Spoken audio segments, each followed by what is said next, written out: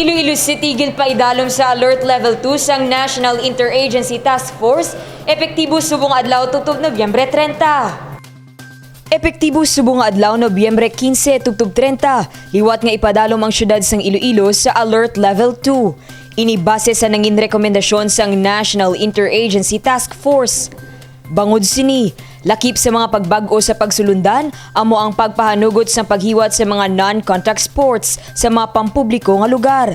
Pahanugutan man ang mga non-vaccinated employees nga makabalik sa trabaho, pananghit silang mayara lang sang negative RT-PCR test result bilang rekisito kada semana.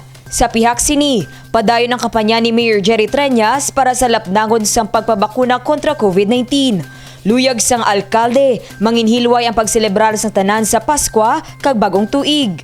Sa pinakauli nga datos sang Department of Health, nakarecord sang 364,609 ka mga individual o kun 108.78% sang total target population ang nahatagan na sang first dose sa Iloilo City. Ang amuman nga record nagasiling 323,949 o kun 96.95% ang fully vaccinated na. Padayon sa gihapon ang pagbakuna sa mga menor de edad nga nagapang-edaron 12 tubtob 17 anyos. Magluwas diri, isa pa sa lubos karon nga ginaduso ni Mayor Treñas amo ang pagbakuna sa mga pamatanon, partikular na ang mga nagaedad 5 tubtob 11 anyos. Ginpahayag ni COVID-19 Team Focal Person, Dr. Roland J. Fortuna, pabor na ini sa weekend vaccination.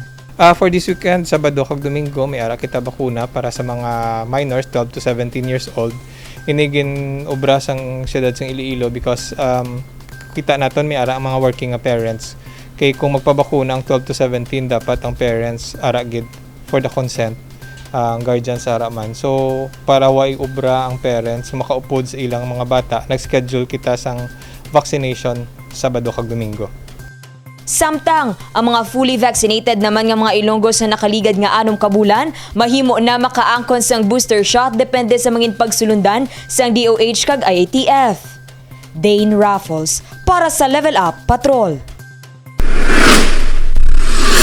Masobra 200 ka mga bike enthusiasts ang nagupod sa Bike and Lugawan for Leni nga ginhiwat sa Iloilo City. Isa si Tatay Arman Clavel, 56 anyos, kag 20 na katuig nga nagabisikleta. Kalipay ang iya nabatyagan bangod siya nakigbahin sa Bike and Lugawan for Leni. Para sa iya, dako nga benepisyo ang madulat sang pagbisikleta. Magluwas nga makakinot na sa kwarta, maka-ehersisyo pa kag likaw pa sa mahigkong aso sa mga salakyan. Nagpasalamat man ini sa suporta nga ginpakita sang alkalde sa pagduso sa Iloilo City bilang bike capital sang pungsod. Para magpagsikpagad ko bala, para mag-join ko nga daw sadya pagid. Dala na sa karabanin ni Leni sa buong advance party ni Leni. Mas maayo ni sa buong kay nakita ko nga ang pamuluya sang syudad sang Iloilo nagasuporta gid kay Leni. Mga more or less ma'am ang bikers guro ma'am sa buong ma'am mga 200 sobra mo. Te nalipad gid ko ma'am kay pati kay mayor ko sa buong support mo kay Mayor Jerry Treñas. Di nakita ni ma'am ni mayor di kadako sang tiyansang siya man Japon na pungko. Para naman kay Lilibeth Nartates, isa ka Ilongga bike enthusiast, importante sa iya ang pag-ehersisyo agud makalikaw sa balatian kag makaangkon sang maayo nga lawas o kun healthy lifestyle. Nag-join ako sa Bike for Leni, hindi lamang sa pag-exercise, kundi sa pag-support kay Leni. Laban Leni! Ang mensahe ko lang, padayon lang sa pag-bike para sa ikayong lawas ta. Hindi lamang para sa mga Ilonggo, para sa tanan-tanan sa bugos-gid nga Pilipinas. Masobra 200 ka mga Ilonggo bike enthusiast ang nagpakigbahin sa Bike and Lugawan for Leni sang Nobyembre 12 Sabado nga adlaw.